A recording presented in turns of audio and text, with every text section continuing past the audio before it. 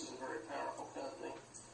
And sure enough, within about 3 or 4 days, bang, there's an import.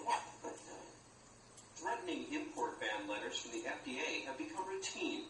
David Muller follows them up with his own letters. We just received a copy of the warning letter the FDA sent you. Have a nice day. Representing the doctors under fire, Dr. Dodson met with the FDA on their home turf.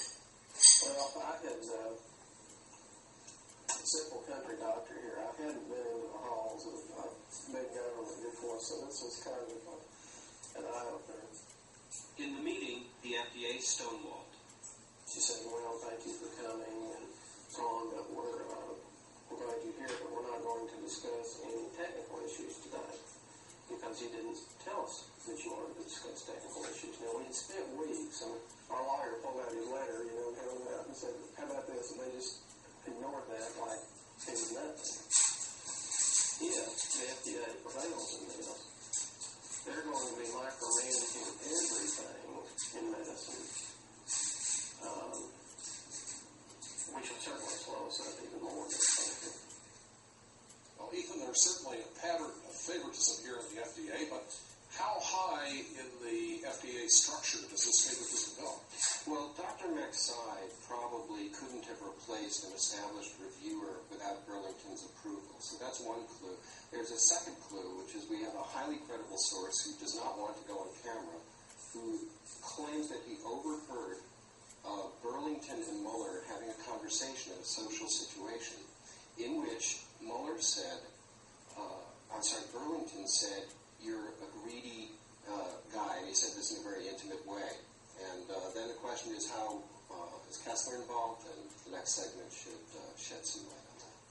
Okay, well, American Investigator continues. Getting on the fast track to FDA approval could be easier than you think.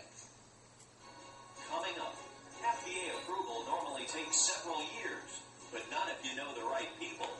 If they don't get the truth and they don't find the guilty party and they don't put in place procedures to minimize this happening again, there is no integrity in the review process of the FDA. Don't go away. American Investigator will be right back. And now, back to American Investigator. Given the close relationship that existed between Summit employees and FDA employees, let's take another look at Muller's story. The FDA admits that the document came from inside their agency. Muller's official statement claims that he threw away the envelope at the airport, not realizing the document's significance.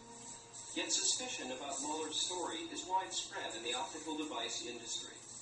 If you received a large packet of material, organized, indexed, labeled, would you throw away the envelope? Think it was junk mail? I certainly wouldn't think it's junk mail. I wouldn't do that. Given it's not junk mail, I obviously, curiosity I would start looking at the envelope, see where did this come from? And the envelope would be one source, so that must have had a postmark on it. Where was it mailed? Of course, as you think through that, you might say, maybe there's fingerprints on that as well. The timing in Muller's story accomplishes one critical mission. It gets rid of the envelope. In contrast to private homes, airport trash is removed every day. An envelope quickly becomes irretrievable.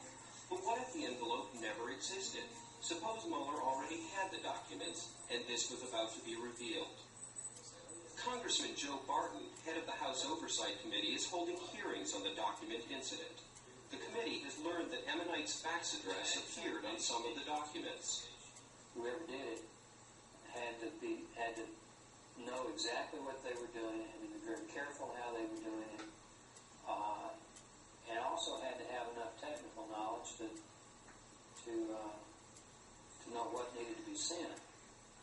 Top FDA personnel have admitted that the document originated internally, but will not comment on Ammonite's role. In fact, both the FDA and Summit ignored Barton's request to testify. Mr. Logan testified and suffered immediate FDA reprisals. Perhaps it's a coincidence. While I was in Washington, preparing for the testimony, I didn't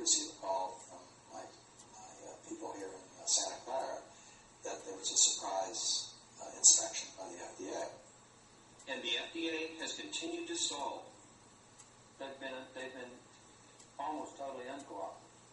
I don't know what Dr. Kessler or Dr. Alfred or Dr. Burlington, the top three officials at the FDA who would be over this issue. I don't know what they know and when they knew it.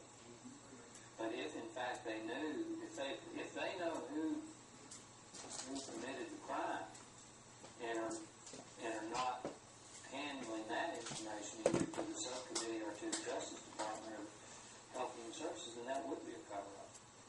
American Investigator contacted the FDA for an interview, and we were told, we simply won't talk about this. The FDA's pattern of favoritism, to the point of ignoring their own rules of conduct, and their pattern of evasion is becoming undeniable. The question remains, why is the FDA doing this anyway? One clue emerges from a recent internal FDA memo brought to light by the Freedom of Information Act. A stray quote mentions that Summit complained to Senator Kennedy, who chaired the committee responsible for FDA oversight regarding the lack of FDA timeliness. Another clue emerges from a history of personal donations by Muller, Doney, Krauss, and others in Summit to prominent politicians. American Investigator also discovered significant soft money donations to the DNC. Summit was operating in the red, yet their contributions rank among the highest in Massachusetts, higher than Revlon, for example. Curiously, a few local companies seem to follow Summit's lead in amounts, timing, even in one case the day of delivery. Company representatives deny any link. Ultimately, these clues can only go so far. Further explanations must emerge from insiders. And when American Investigator interviewed James Fallon, he recalled a conversation with John Francis of Muller's Inner Circle in the summer of '93. There was a lot of anxiety at the company during my tenure at Summit.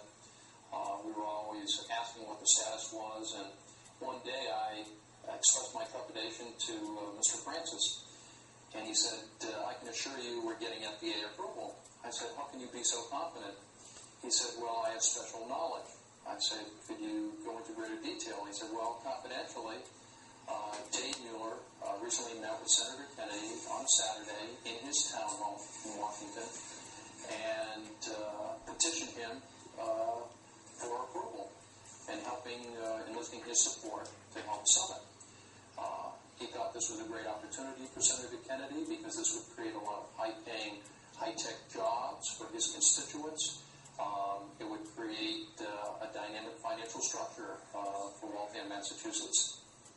After petitioning Senator Kennedy in this vein, Senator Kennedy responded, the jobs. I'm in the re-election campaign of my life. What I need, if you want approval, and I can get you approval, is $1 million for my re-election campaign and $500,000 for the Democratic Re-election Committee. I asked Mr. Francis, I said, what happened next? He said, Dave smiled, opened up his suit jacket and said, how do you want the checks made out?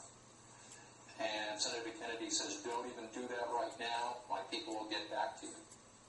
Fallon has sworn these statements in an affidavit and claims others in the company could verify these statements. Shortly after the Kennedy meeting, Fallon says, the FDA came through on the deal. They were put on the fast track of PRK approval. It appeared from our vantage point that Visax was further behind than ever in its approval process, and they actually had the early lead. Is it possible that John Francis exaggerated these numbers or maybe even got the story wrong? I felt Mr. Francis was had a good grasp of business and numbers, amounts. He convinced me when he told me the story. The FDA has always presented itself as a pristine agency, and yet a new pattern is emerging. The FDA must answer the questions that are accumulating. I don't know, but